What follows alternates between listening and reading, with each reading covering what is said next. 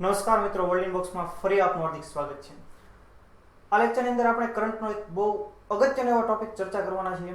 તાજેતરમાં જ વડાપ્રધાન નરેન્દ્ર મોદી માલદીવ યાત્રા પર ગયેલા અને આ દરમિયાન તેમને માલદીવના સર્વોચ્ચ નાગરિક સન્માનથી નવાજવામાં આવેલા. તો આપણે જોઈએ ભારત માલદીવના સંબંધો વિશે, નરેન્દ્ર મોદીને મળેલા કેટલાક અન્ય સન્માનો વિશે, આ ઉપરાંત ભારત અને માલદીવના સંબંધની અંદર કેવો સુધારો જોવા મળ્યો છે તેના વિશે. તો તાજેતરમાં વડાપ્રધાન નરેન્દ્ર મોદીની માલદીવ યાત્રા દરમિયાન તેમને માલદીવના સર્વોચ્ચ નાગરિક સન્માન એવા order of the distinguished rule of Nishan ઇઝુદ્દીનથી નવાજવામાં આવ્યો અને આ સાથે આ સન્માન મેળવનાર નરેન્દ્ર મોદી પ્રથમ ભારતીય બન્યા. તો જોઈએ કે ભારત અને માલદીવના સંબંધો કેવા છે. તો કે ફેબ્રુઆરી 2018માં ભારત અને માલદીવના સંબંધોમાં થોડી કડવાહટ હતી. તેના માટે જવાબદાર છે માલદીવના તત્કાલીન રાષ્ટ્રપતિ અબ્દુલ્લા યામીન. અબ્દુલ્લા યામીનનું વલણ ચીન તરફી હતું, એટલે કે તેઓએ ચીન સાથે વધુ સારા સંબંધો વિકસાવ્યા હતા અને ચીન સાથે સારા સંબંધો વિકસાવવાની સાથે ભારતના સંબંધો થોડાક ખરાબ થાય તે સ્વાભાવિક છે. તેમણે એટલે કે અબ્દુલ્લા યામીને ભારતીયો માટે વર્ક વિઝા પર પ્રતિબંધો મૂક્યા હતા. આ ઉપરાંત ચીન સાથે નવી મુક્ત વ્યાપાર સમજૂતી કરી હતી અને તેના કારણે ભારત અને માલદીવના સંબંધની અંદર થોડી કડવાહટ આવેલી. ત્યારબાદ માલદીવની અંદર રાજકીય સંકટ ઊભું થયું. આ રાજકીય સંકટના પરિણામે માલદીવના રાષ્ટ્રપતિ બન્યા ઇબ્રાહિમ મોહમ્મદ સોલી. અહીં બધા જ સમીકરણો બદલાઈ જાય છે. ઇબ્રાહિમ મોહમ્મદ સોલી કે જેઓ ભારત તરફી વલણ ધરાવે છે, તેમના શપથ ગ્રહણ સમારોહમાં પણ તેમણે નરેન્દ્ર મોદીને આમંત્રણ આપેલું અને મોદી સાહેબ ત્યાં ગયેલા પણ ખરા અને ત્યારથી ભારત અને માલદીવના સંબંધો સુધર્યા છે. તો આપણે જોઈએ કે આ સુધરેલા સંબંધો સાથે આ નરેન્દ્ર મોદીની આ યાત્રાનો શું ઉદ્દેશ્ય હતો. તો કે હિન્દ મહાસાગરમાં વસેલા ટાપુ દેશો સાથે સંબંધો વધુ મજબૂત કરવા, ઉપરાંત ભારત માલદીવ વચ્ચે ચાવીરૂપ ક્ષેત્રોમાં દ્વિપક્ષીય સંબંધો આગળ વધારવા. હવે ટાપુ દેશો જે છે હિન્દ મહાસાગરમાં વસેલા, તેની સાથે ભારતના સંબંધો વધુ મજબૂત થાય તેની પાછળ શું ઉદ્દેશ્ય હોઈ શકે. તો એના માટે જવાબદાર એક દેશ છે ચીન. કેમ કે ચીન આ દરેક ટાપુ દેશો સાથે કંઈક ને કંઈક સંબંધો વિકસાવે છે અને ત્યાં પોતાના સૈન્ય મથક પણ ઊભા કરી શકે છે. એટલે કે ભારતના પાડોશી દેશો સાથેના ચીનના સારા સંબંધ ભારત માટે ભવિષ્યમાં મુશ્કેલી ઊભી કરી શકે છે.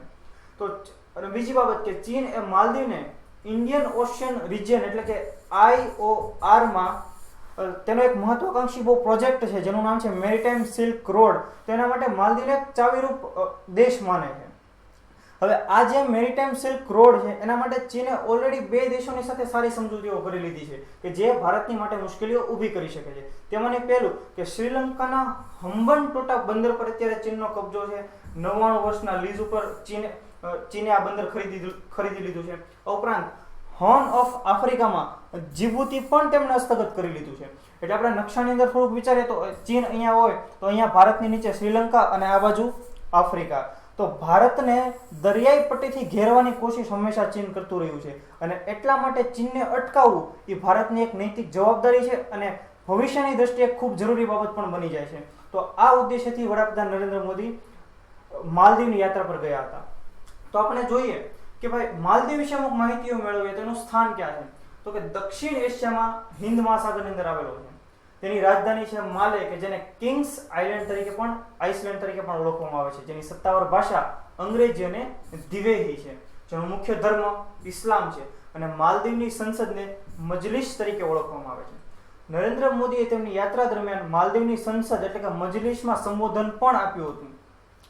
માલદીવ યુનાઇટેડ કિંગડમમાંથી 26 જુલાઈ 1965ના રોજ સ્વતંત્ર થયું હતું અને માલદીવનું ચલણ છે માલદીવિયન રૂપિયા. અને આ સાથે માલદીવ બીજી એક પણ એને લગતી બાબત છે કે એશિયાનો સૌથી નાનો દેશ પણ છે.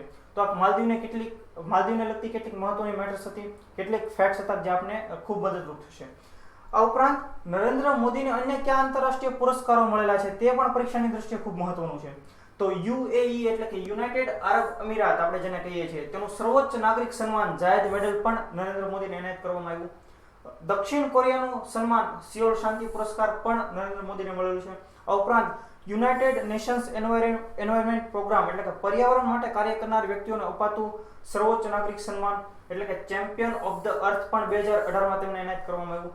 આ ઉપરાંત પેલેસ્ટાઇન ગ્રાન્ડ કોલર પુરસ્કાર પેલેસ્ટાઇન દ્વારા, આમિર અમાનુલ્લાહ ખાન પુરસ્કાર અફઘાનિસ્તાન દ્વારા, કિંગ અબ્દુલ અઝીઝ શ્રેષ્ઠ પુરસ્કાર જે સાઉદી અરેબિયાનો પુરસ્કાર છે તે, અને આ ઉપરાંત રશિયાનું સર્વોચ્ચ સન્માન ઓર્ડર ઓફ સેન્ટ એન્ડ્રુ અપોસ્ટલ પણ તેમને એનાયત કરવામાં આવ્યા છે. તો દોસ્તો આ હતી કેટલીક મહત્વની મેટર નરેન્દ્ર મોદીની માલદીવ યાત્રા, તેમને મળેલો માલદીવનો સર્વોચ્ચ નાગરિક સન્માન વિશેની બાબત અને તે નરેન્દ્ર મોદીને મળેલા અન્ય કેટલાક પુરસ્કારો વિશે. તો દોસ્તો આ વિડીયો આપને પસંદ આવ્યો તો તેને લાઈક કરો, તેને શેર કરો અને વર્લ્ડ ઇનબોક્સની ચેનલને સબસ્ક્રાઇબ કરો. Thank you very much.